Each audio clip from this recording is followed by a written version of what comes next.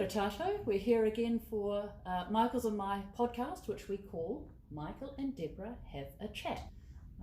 It was a fit of imagination, wasn't it? Yeah, that's about as good as it gets. As good as it gets around here. But we've got something quite interesting to talk about this week, and we want to talk about climate change. Well, there's some issues in there. So, Michael, would you like to lead off? Because you had a big climate change forum in your electorate, didn't you, last weekend? Yeah, so we had what we called the Roskill Climate Restart in Mount Roskill, and this came about late last year. I had a constituent come into my office, really concerned about the issue, a younger woman, and she'd conducted a survey of people in Mount Roskill to assess their level of understanding of climate change, both the science behind it, what's actually happening and what the required steps might be. Just completely off her own bat, had done this piece of work and wanted to do something, and so working with her and then bringing a number of other groups. So we had Generation Zero involved, we had a group called IPYG involved, we had a group called the Puketapapa Low Carbon Network involved, our Youth Council involved. We pulled together this community forum, had James Shaw come along in his capacity as Climate Change Minister. Series of community forums, leaders from the Pacific speaking, so a woman called Whala Holangi, who I think, I know Whala. you know, Deborah, from the Tuvalu community, you know, a community literally on the front line of climate change, who, you know, if we have, you know, 1 to 2 meters of sea level rise, which is basically at this point almost baked in, people basically cannot live in her country anymore, a place that people have lived for thousands of years. So we had her, a lot of youth leaders speaking as well. And there are really two focuses for it. One was just making sure the facts are really on the table in terms of what's happening. But actually, probably more importantly than that, the focus was on, well, what do we do? And trying to lift up the discussion a bit from what do you do, Deborah, when you go home to do something about climate change, because you know it's all on you, to actually saying the scale of this problem requires structural and economic and society-wide changes to what we're doing if we want to significantly reduce our carbon emissions. So that was kind of where it was focused. And so really good discussion. That's interesting, because there's two sets of issues there. One is actually the whole structural thing of what is actually being done around climate change in this country, if not elsewhere. But then that whole issue, which is fascinating, about what individuals can do, but also that there's an you know, just from the little things we can do, but then there's an issue on from that is why are we making individuals feel that they have to be the ones responsible for fixing it when it's a huge systemic issue?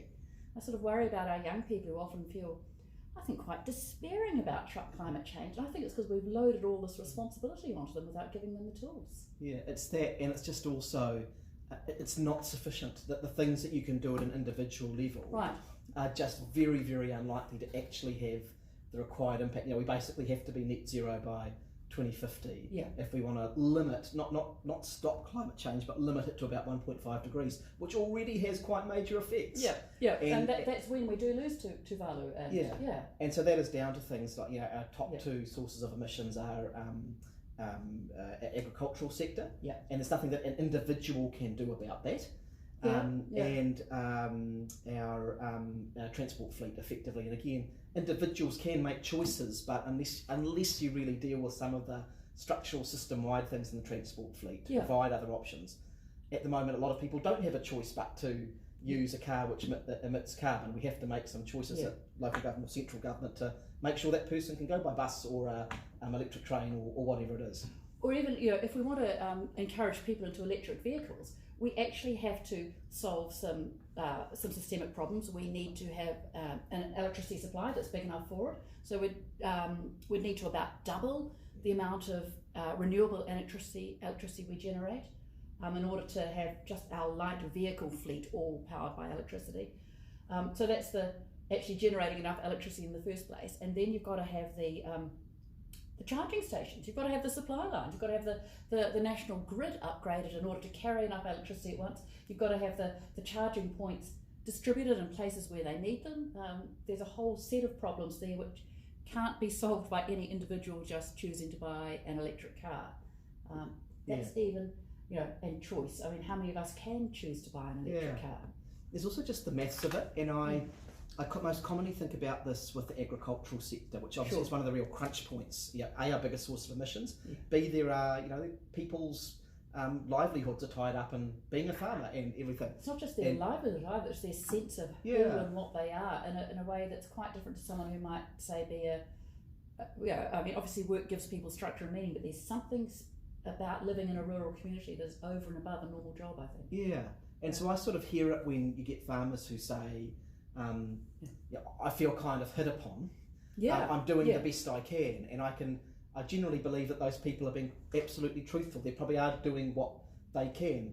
Doesn't matter climate change, but fencing off the rivers and managing stock and nutrients as well as they can. The challenge with it, this is where I come to the numbers, is imagine you had a farming sector, and everyone at an individual level took extraordinary steps to reduce emissions and reduce emissions by 50%. You'd say, wow, those guys have done incredibly well. But then imagine at the same time, this is a little bit what we've had in New Zealand, you had a system of allocating land use, where in that time you tripled the number of people who were farming and making emissions. You'd have people who were doing a great job individually, but still as a country, we would be increasing our emissions. And so I think with not just agriculture, but I think it is an issue with agriculture. Yes, it's about working with farmers to do the best thing that they can, but it's actually about how as a country we actually kind of manage our overall carbon emission profile, and some of that goes down to, are we going to open up huge additional areas, which we know if we do that, to some degree or another, we will be increasing our emissions profile. So that's where we've got to kind of come to the structural solutions if we're really serious about this. Yeah, which means going down the route of pricing carbon and pricing methane and finding a way to control it through those mechanisms. But even that gets complicated. So we know that if we are at a certain point at which we price carbon, if we get it at that level, then it becomes economic to buy backcountry farms and to plant them with trees, which generate carbon credits. So you, instead of farming sheep and beef on those backcountry farms, you farm trees for the carbon credits. Well, that's fine, but this point is being, I think, interestingly made, we should just say interestingly made, but people say it's going to decimate rural communities, which have already over the last 30 or 40 odd years sustained the real change in the way we structure our rural communities. And you see it in the pattern of schools that have closed down because there aren't enough kids at them. So it's, there's a huge social thing going on there as well. Actually, it's no wonder that farmers do feel pretty stressed. Yeah. I think this is where, this is been one of the big concepts that government's picked up on this space. It's been to first say, we've got to deal with this. We cannot just kick it down the road. It's the existential crisis of our generation and the next generation. But how do you do it in a way that you don't just utterly decimate and disrupt communities? And that's the just transition concept, which is, we know we have to basically get down to net zero. And actually, as well as trying to, of course we want to be fair in the way that we do that, just transition is about saying, well, actually, if you don't start making a transition now, we're potentially forced to make sudden changes later on, which are enormously disruptive. And so I think about the 80s and early 90s in New Zealand, where we flipped our economic model upside down under Rogernomics and euthanasia. Some of those changes I agree with, some I don't. But we absolutely decimated many of those, particularly rural and provincial and working class communities. Just overnight, the industries went. And 2-3 generations later, we still have families who have not had work, who have completely fallen through the cracks. That was an example of a sudden change that dislocated communities. If we do the just transition approach, it's actually about sitting down with them and saying, well, okay, what are the options for good jobs, thriving communities? What are our strengths if we're going to move away from emitting methane or emitting carbon? What are the other things in this region with the people here we can do? Yeah, but that's sort of in terms of the rural communities, and in terms of the structural stuff, that really is something that government is going to have to be responsible for. But getting back to the kids, and the people in your community who are trying to do some stuff around carbon, what sorts of things are they actually doing? Well, so I mean, we're obviously like your electorate, it's an urban community. And I kind of think you've got to be led on this stuff by what makes a big difference. And the biggest difference that urban communities can make is cutting down our emissions from driving our little cars with 1 or 2 people in them for every little trip that we take. I think agricultural emissions are about 44%, I think, of the emission 48, profiles. 48. There we go. Former Environment Committee Chair. Yeah. And tell me what it is from the transport No system. idea. I think it's around 30 or something like that. It's the next biggest. So it's the biggest contribution that urban communities make effectively. And so that's one of the big things that we can do, is to be focusing on actually providing real choices to people. To be using public transport effectively, or active modes of transport, so you're not having to drive your kids to school. There's a safe option to walk or cycle, catch the bus, whatever. That makes a big difference. A lot of interest in what we do in terms of trees. So one of the discussions at the Climate Restart we had was with, I can't remember which organisation this person was with, but they're involved with one of the religious communities in Auckland. And they said, come to us with the Billion Trees program, work with the temples and the gurudwaras and the churches, because we've got people who want to volunteer and have an ethic about looking after our creation, and we will help with that kind of stuff. So there's some of the offset stuff, and then also some of the emissions reduction stuff came through quite strongly. Right. Gee, I'm going to take it one down even more personal. That was your electorate stuff, but I have teenagers living in my house. You haven't quite hit that yet, have you? No, I've got teenagers and preteen. Yeah. Preteen sarcasm levels are very high at the moment. Awesome. Yeah. My teenage daughters have quite rightly said that we should stop using plastic as much as we can. All right, because it's made from fossil fuels. And of course, plastic doesn't decompose. Even the biodegradable stuff is not really, it just breaks down to tiny particles. So they said, well, we've got to stop using plastic in the household. And I said, well, okay, we can do that. I'm not going to get rid of the plastic we've got already. There's no point in throwing it out, but we're going to just start trying to replace stuff, bowls and mugs or whatever. They're going to be replaced with glass so we're just going to try to make that move away from plastic. And I've listened to quite a few people who talk about living a plastic-free lifestyle, but actually it's quite hard. It takes a lot of time and effort, and it's all very well to say to someone, we'll go plastic-free, if they're trying to juggle a job and several children and a busy household. That might be just one task too many for them, and that gets back to that issue about why are we making individuals responsible for a systemic problem. And so if plastic, the plastic bag example is a good idea of that. There was discussion about this issue for a number of years, and some people who had the luxury of more time in their lives to organise these things before that ban did make choices to reduce the use of plastic bags. But at a society-wide level, we were still going through billions of the things every year. Actually, the only way of dealing with that was to say, as a society, through our democratic system, we're just going to not have these things anymore. And actually, people have adjusted. After a few months of forgetting when you go to the supermarket, people have adjusted. Yeah, but the interesting thing there too was that that plastic bag ban on the supermarket carry bag type things came into effect at 1 July, but the supermarkets themselves started phasing them out right from the start of the year.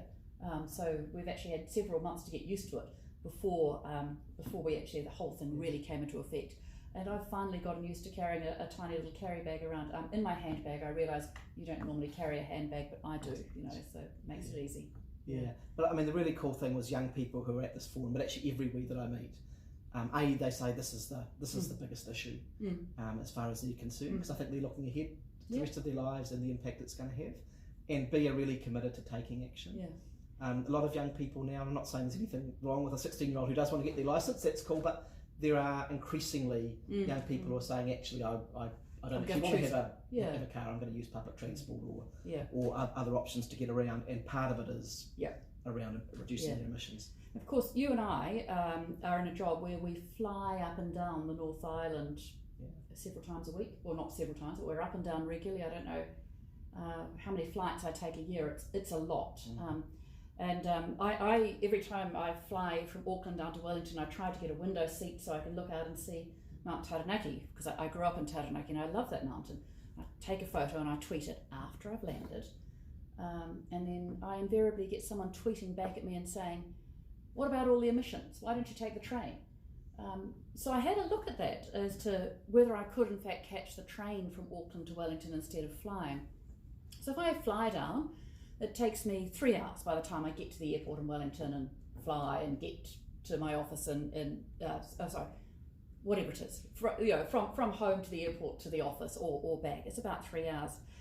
If I caught a train, it would take me about 12 hours travel. And so I could work on the train, but on the other hand, it would be another day away from my family. So I'm really quite struggling with that one, because the people who tweet that at me, in a sense they're right. We shouldn't be flying all that much, but our jobs demand it. And if we don't do our jobs, then our constituents will tweet out us saying, why aren't you doing your job? And I sort of feel quite caught on that one. Yeah. Yeah. And that's about the infrastructure being there. So That's we've got Auckland Hamilton commuter rail on the way, obviously, which is going to take hundreds of people every day off the road between Auckland and Hamilton. And I would hope and think in the future, I don't know about Auckland to Wellington, we're probably a while off being able to get a high-speed rail link there, but there are options we can develop that golden triangle of Auckland, Hamilton, Tauranga, where there is huge demand for a great commuter rail service there. Which would be quick and easy. And of course, so that's what we call climate mitigation, so reducing the amount of emissions we're producing. And another way of mitigating is not by reducing the emissions, but by soaking them up in trees. So that's a fairly temporary measure. But one way for us to manage with the emissions from flying all over the place is to sort of buy into forests and the like. I feel as though that's a short-term solution. We still need, at a systemic level, to move away from using fossil fuels. Yeah. It's going to be a hard ask. Hard, but it's looking at the opportunities within it. If we can be a country that gets on top of this and actually becomes a country that learns to generate and use renewable energy well, there are actually huge economic opportunities in that. So California, who have had a massive shift away from the emission of fossil fuels to renewable energy sources, have found that actually it's more job rich. And the jobs you create tend to actually be jobs that are worth more as well. So we shouldn't just be looking at it as the downside. In fact, I think that that's one of the challenges of climate change. Actually, is I think we've all been seeing those pictures of the Amazon in our social media things, and you just sort of get to the point you just want to flick past, because it can be grim. And so there actually has to sort of be a bit of a way of thinking about, well, okay, if we do this well, could we actually build a better society? In fact, there's that great cartoon you see sometimes on Facebook where there's a group of sort of people in a conference, and someone says, what if it's all a hoax and we build a greener and fairer society all for nothing? And I think that's kind of the prism to look at it through. That's how we might get there on. In Auckland, 400 people die prematurely every year because of the smoke from exhaust pipes of our cars. So if we actually get more people into public transport, not only are we stopping climate change, it'll be a healthier city for people to live into. So if people are thinking about what they themselves can do, first of all, it is actually government's responsibility to get the systemic stuff in place, so we'll work on that. But if you do want to do some stuff yourself, it is public transport. It's urging politicians to fund public transport, try recycling your food waste, all those sorts of things. You can do some of the smaller things, and actually they do help. This might seem infinitesimal, but it will help. But the other thing is, do keep on putting the pressure on us to make the systemic changes. And it's just worth saying on that particular note, local government elections coming up in September, October. And local government does have a big say over a lot of this stuff. So, if you care about this issue, seriously look at what the candidates are offering in terms of climate change. Obviously we're supporting good Labour candidates in Auckland local government elections, and they're people who are signed up to better public transport, to doing what we can to drive down emissions. So there you go. Get out and vote. Okay, thank you very much. That's it for this time. It is. Okay. Thanks everyone. Cheers. We'll see you then.